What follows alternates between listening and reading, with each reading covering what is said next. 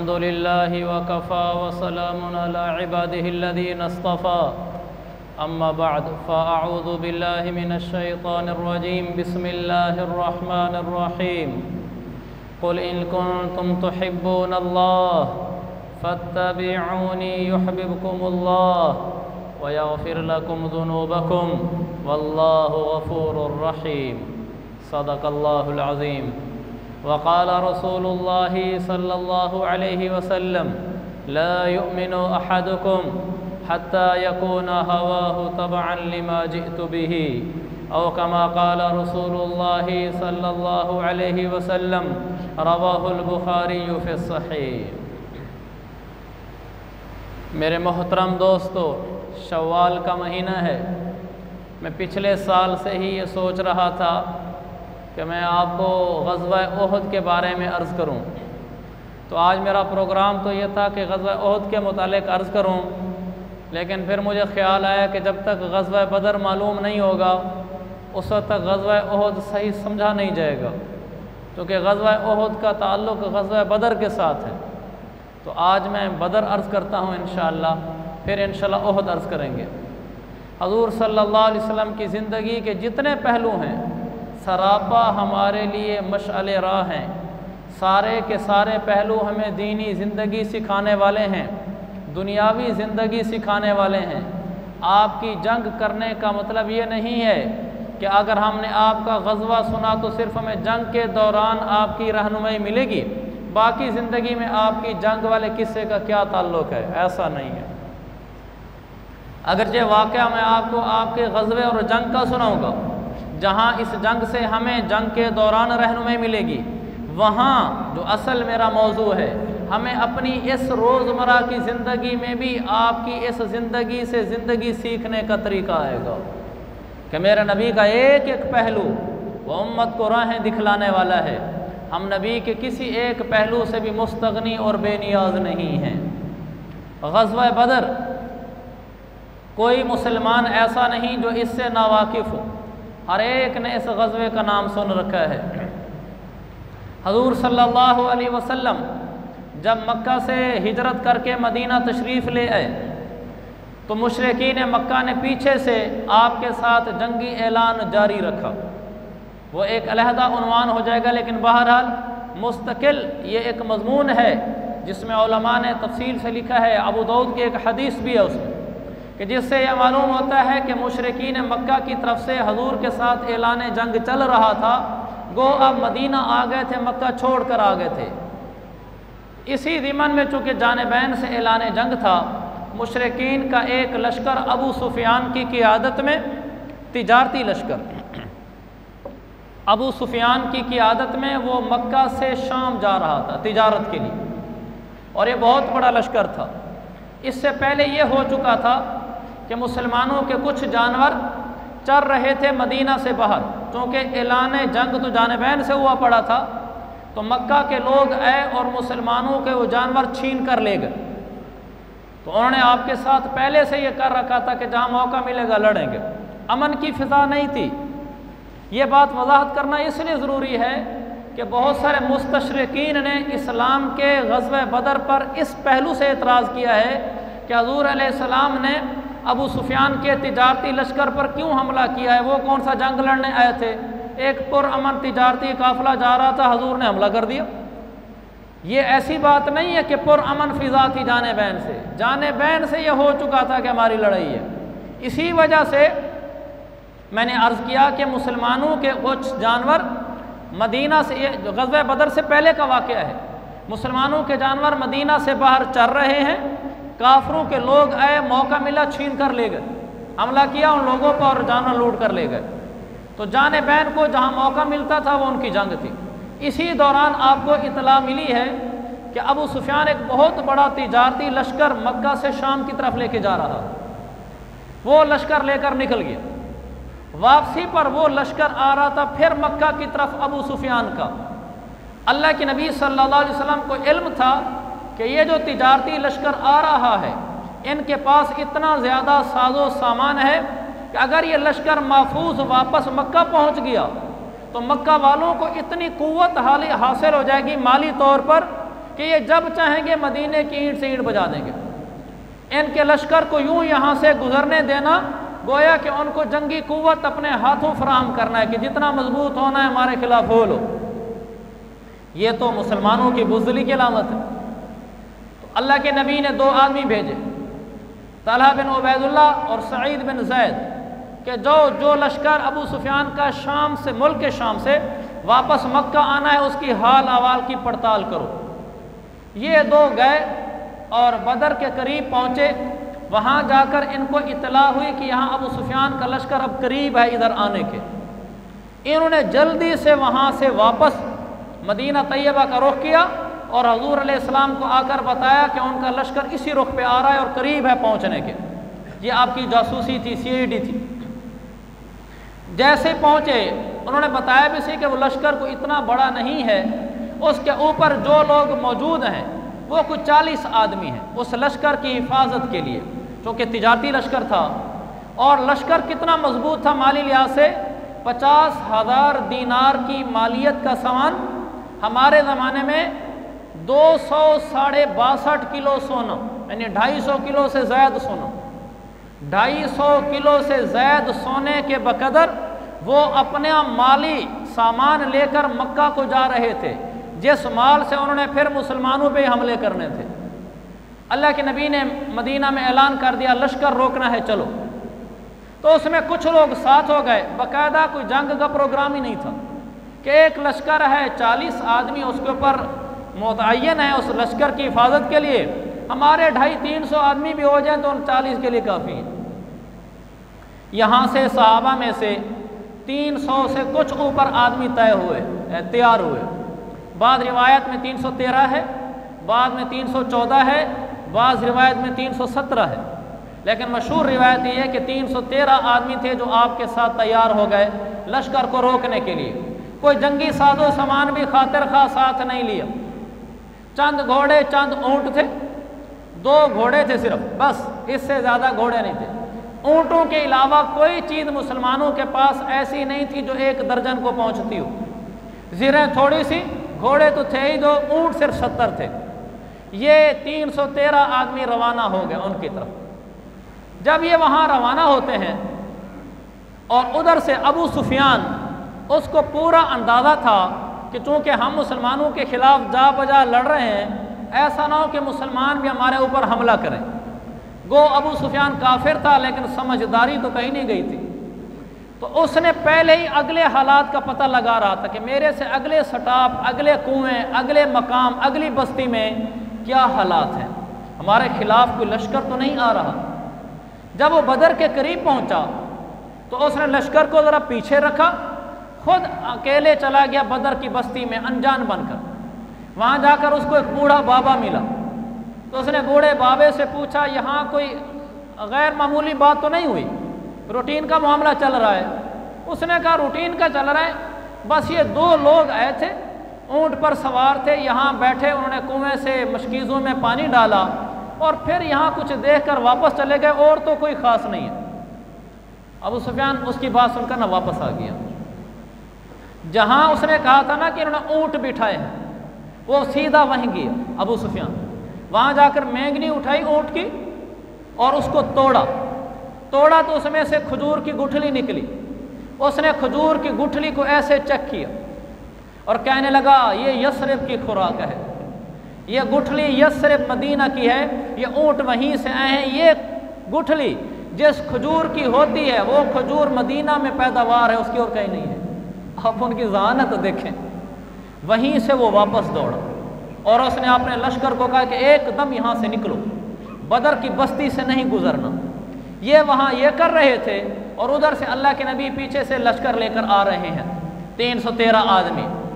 جب ابو سفیان کو اندازہ ہو گیا کہ ہمارے پیچھے کوئی ہے، کیونکہ یہ 2 اونٹ جو آئے تھے اور مینگنی دیکھی تھی، وہ لشکر ساحل سمندر پر ڈال کر دوسری طرف نکل گیا، مغرب کی جانب بنتا ہے سمندر، وہاں سے اس نے عمومی شاہراہ چھوڑی اور ساحل سمندر کے کنارے ہوتے ہوئے مکہ کو نکل گیا۔ ادھر سے جب ابو سفیان کو خطرہ ہوا تھا کہ یہ 2 آدمی آئے ہیں اور یہاں سے پانی بھر کر گئے ہیں، اس نے فوراً ایک آدمی کو لیا اپنے لشکر میں سے، زمزم بن عمرو غفاری، یہ زمزم زواد سے لکھتے ہیں، دونوں زوادیں ہیں۔ زمزم غفاری کو کہا کہ جلدی سے مکہ میں جا کر اعلان کرو کہ ہمارے اوپر حملہ ہونے والا ہے، کیونکہ وہ اندازہ لگا گیا تھا کہ ہمارے پیچھے کوئی ہے۔ تو زمزم غفاری نے دوڑایا اپنا اونٹ اور بھاگا مکہ کی طرف، اور جیسے ہی مکہ پہنچا تو اس نے ایک دم وہاں پہنچ کر کجاوا الٹ دیا، اونٹ کی ناک چیر دی اور کجاوے کے اوپر کھڑا ہو گیا، کرتا پھاڑ دیا اور کہنے لگا لوگوں کو، یا معاشر قریش، اے قریشیو، الغوث الغوث، مدد مدد، اپنے لشکر کی مدد کرو۔ اور ساتھ یہ بھی کہا کہ مجھے نہیں لگتا کہ تم لشکر پہ پہنچ سکو گے، پہلے ہی حملہ ہو جائے گا۔ بس یہ آواز سننی تھی، ایک دم سرداران قریش جمع ہوئے، جن میں بڑے بڑے سردار ابو جہل، عتبہ، شیبہ، ولید، یہ بہت سارے جمع ہوئے۔ انہوں نے کہا بلا تاخیر تیاری کرو۔ ابو جہل ذرا غصے میں آ گیا، کہنے لگا محمد نے کیا سمجھا ہے، ہم ایرے غیروں کی طرح ہیں کہ جن سے یہ لڑتے ہیں تو جیت جاتے ہیں، کیونکہ اس سے پہلے ایک چھوٹی جھڑپیں مسلمانوں کی کافروں کے ساتھ ہو گئی تھی اور اس میں مسلمانوں کو فتح ہوئی تھی۔ تو ابو جہل غیرت میں آ گیا، کہنے لگا ہمیں ایسا ایرا غیرہ سمجھ رکھا ہے جیسے ان پر فتح پائی ہم پر بھی پائے گا۔ تو اس نے اعلان کیا کوئی آدمی یہاں مکہ میں نہیں رہنا چاہیے، سب جوان مرد نکلنے چاہیے۔ کوئی آدمی مکہ میں ایسا نہیں تھا جو خود نہ نکلا ہو، یا خود کسی مجبوری سے نہیں نکلا تو اپنی جگہ پر کوئی آدمی نہ بھیجا ہو۔ ہمارا کہتے ہیں تبلیغ میں، بھئی اللہ کے راستے میں نکلو، نہیں نکل سکتے کوئی بندہ دو۔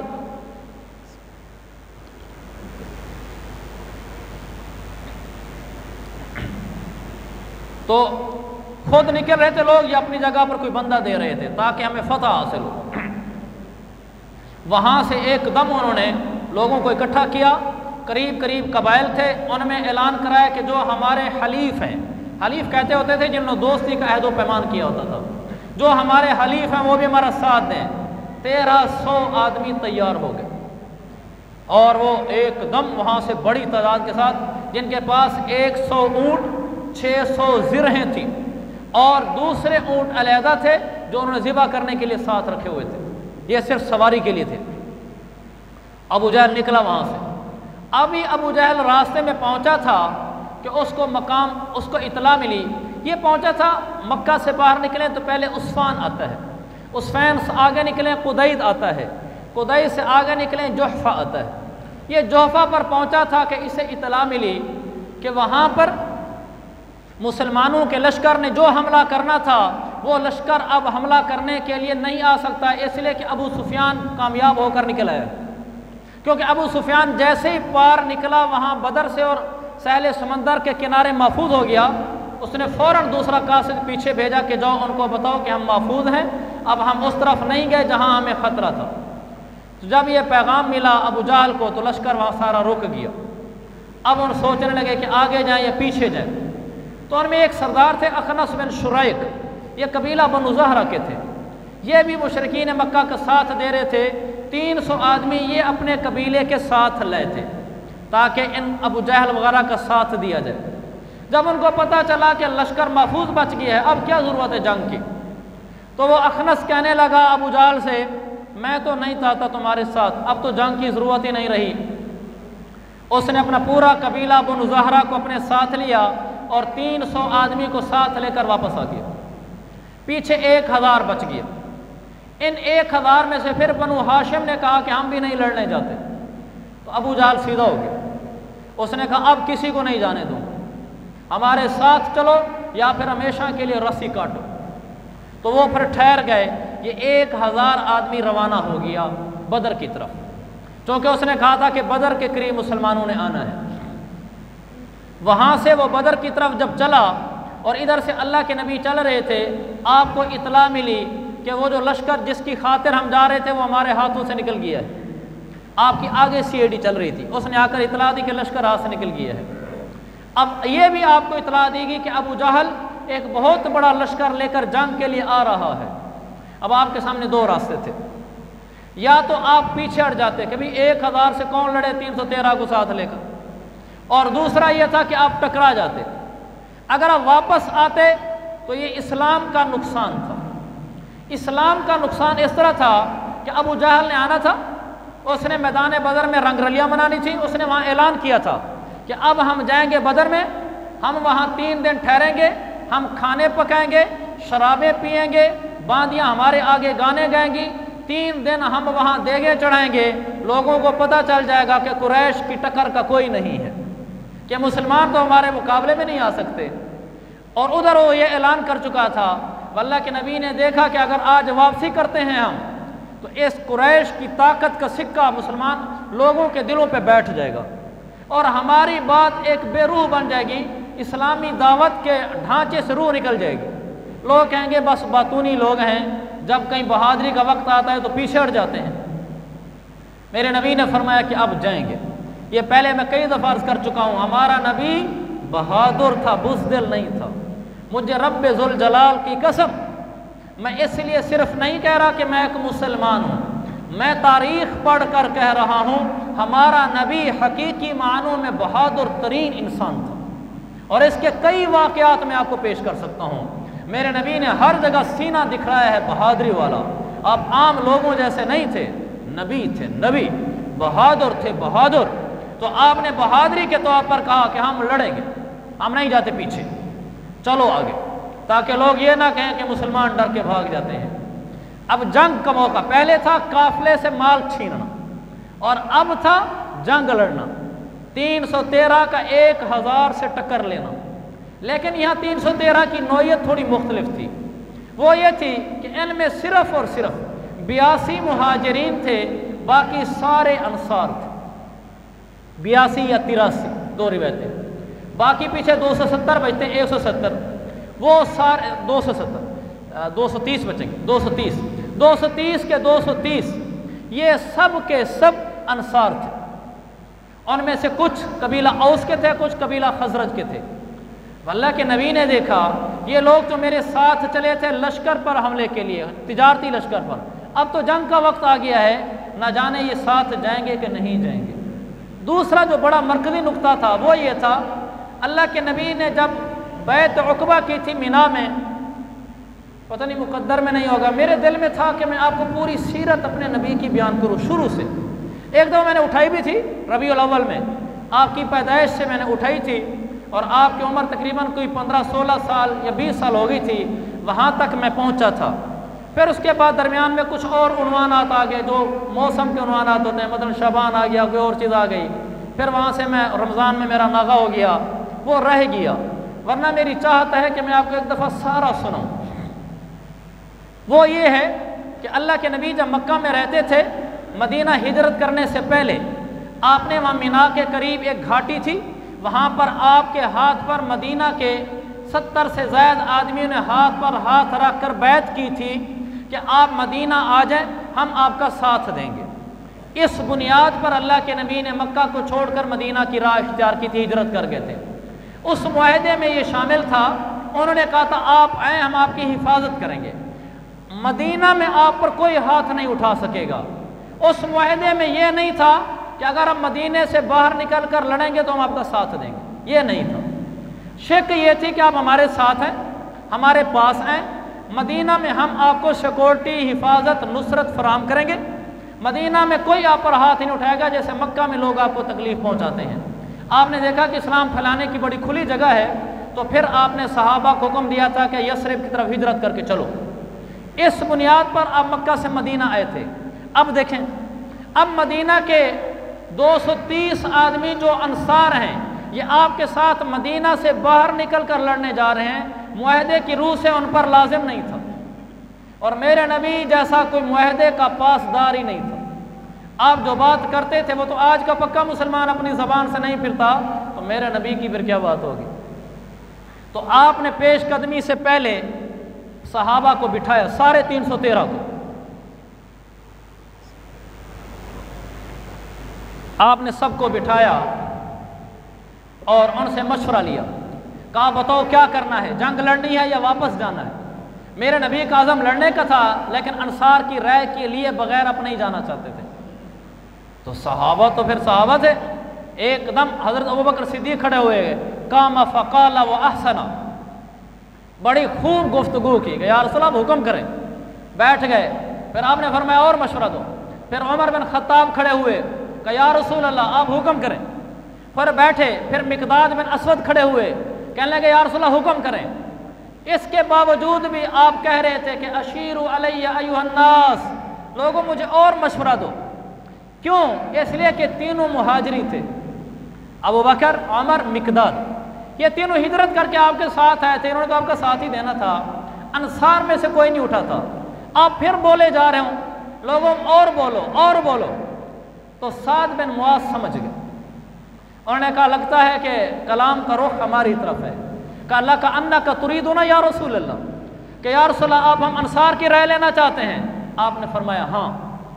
अंसार के सरदार थे साद बिन मुआज, सब के खड़े हो, कहने लगे या रसूल अल्लाह हम वो नहीं हैं कि आपसे पीछे हटें। पीछे भी एक साहबी कह चुके थे या रसूल अल्लाह आप जहां कहेंगे हम जाएंगे। अब साद बिन मुआज जो खड़े हुए तो कमाल कर दिया, कमाल कर दिया। सहाबा थे, कहने लगे या रसूल अल्लाह हमने आपके हाथ पर हाथ रखे हैं, बस अब आप, अल्लाह में अपने रब की कसम जिसके कब्जे में साद की जान है, अगर आप हमें वो जो समंदर है बदर के किनारे पर वहाँ कूद जाने का हुक्म दें, हम पीछे मुड़कर नहीं देखेंगे। हमारे ये सारे के सारे मुहाजिरी 230 बिन पीछे देखे आपके साथ समंदर में छलांग लगा देंगे, आप हुक्म करें। फिर कहने लगे या रसूल अल्लाह अब हम अपनी कश्तियाँ जला के आ चुके हैं, हम अंदर बाहर से आपके हो चुके हैं। कहने लगे फज़ अन हैसु शि'त, या रसूल अल्लाह ये हमारा हाथ पकड़े, जहाँ ले जाएं ये पूरे 230 आपके कदम के पीछे चलेंगे।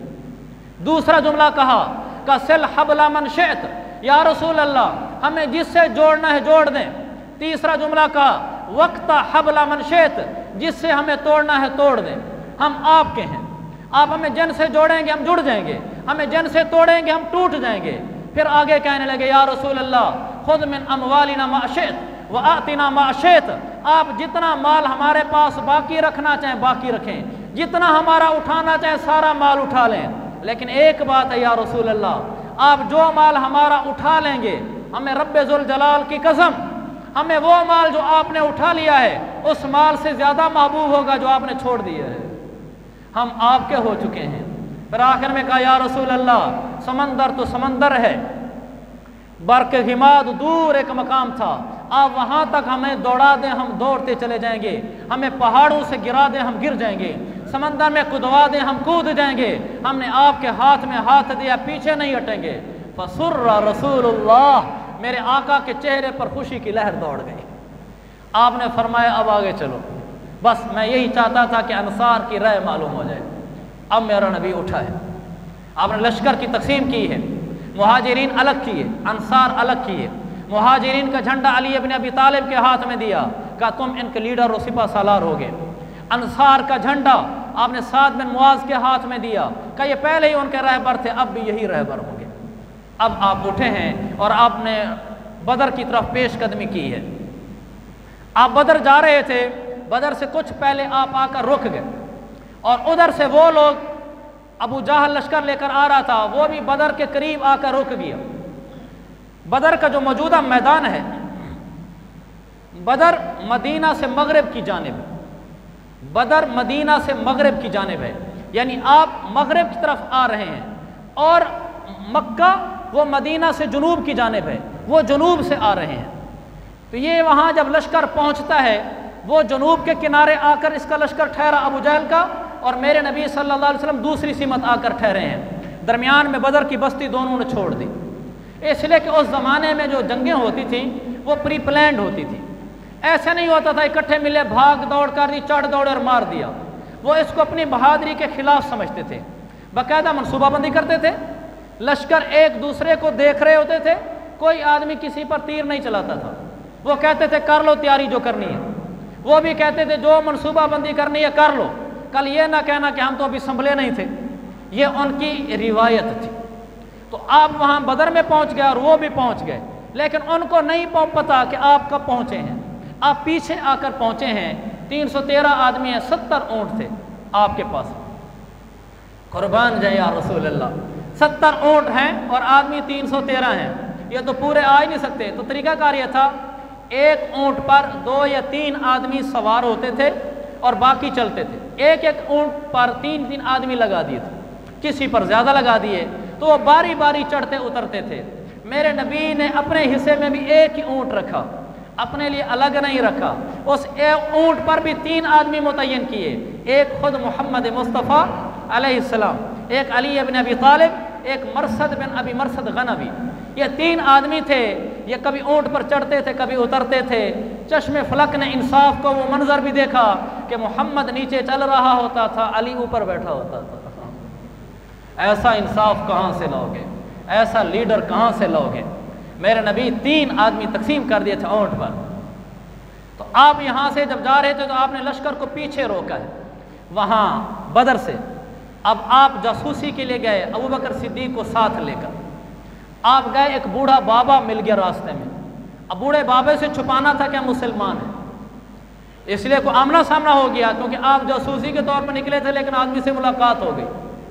تو آپ نے رخ بدلنے کے لیے اس کی توجہ کا، کہیں وہ یہ نہ سمجھے کہ ہم مسلمانوں کے لشکر کے ہیں۔ آپ نے اس سے پوچھا کہ کچھ باتیں تو اسے پوچھنی ہے۔ اس نے کہا کیا؟ آپ نے کہا کہ میں نے سنا ہے کہ محمد کا لشکر اور ابو جہل کا لشکر وہ یہاں آ رہا ہے بدر کی طرف، کوئی ایسی بات؟ اس نے کہا میں نے سنا ہے۔ تو آپ نے پوچھا کہ ان کا مشرک قریش کا لشکر کہاں ہے؟ ابو جہل نہیں، قریش کا لشکر کہاں ہے؟ تو وہ کہنے لگا اگر میں نے صحیح سنا ہے، آپ ان کی سمجھ دیکھنا، اس لیے بوڑھوں کی نا قدر کرنی چاہیے۔ اللہ نے ان کو تجربے سے زندگیاں گزارنے سے سمجھ دی ہوتی ہے۔ یہ جو نوجوان نسل باپ کو کہتی ہے نا بابا تجھے کیا پتہ ہے، یہ جملہ صحیح ہوتا ہے ہمارے بزرگوں کا۔ یہ بال دھوپ میں نہیں چٹے کیے، یہ زندگی کی ٹھوکریں کھانے سے سفید ہوتے ہیں۔ بڑوں کی قدر کرنی چاہیے، ان کو غیر معمولی تجربہ ہوتا ہے۔ جب تک بڑوں کی کوئی بات شریعت سے نہ ٹکرائے ان کی سمجھ کو اپنی سمجھ پر غالب رکھنے کی کوشش کرنی چاہیے۔ تو آپ نے اسے پوچھا کہ قریش کا لشکر اب کہاں ہے؟ اب اس کی سمجھ دیکھیں۔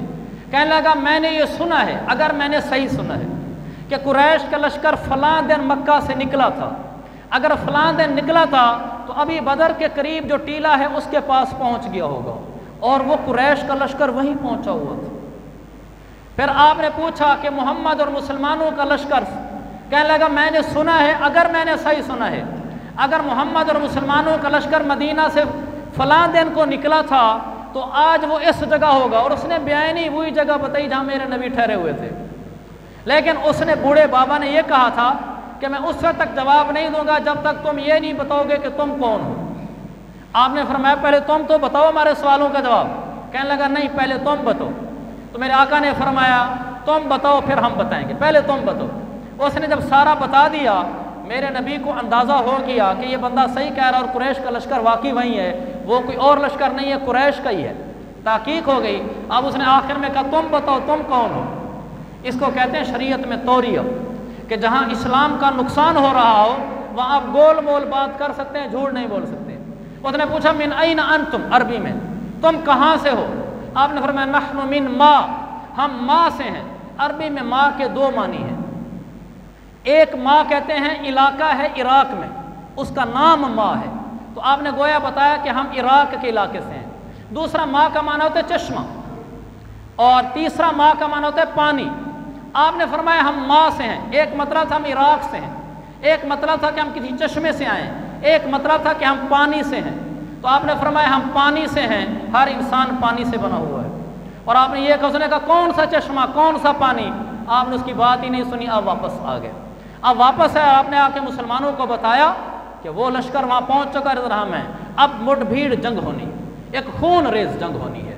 اس کے لیے پھر آگے کی منصوبہ بندی آپ نے وہاں بنائی کہ آگے ہماری کل جو خون ریز جنگ ہونی ہے اس کے لیے ہم نے کیا کرنا ہے اور آگے کیسے چلنا ہے۔ انشاءاللہ اس کو اگلے جمعے میں عرض کریں گے۔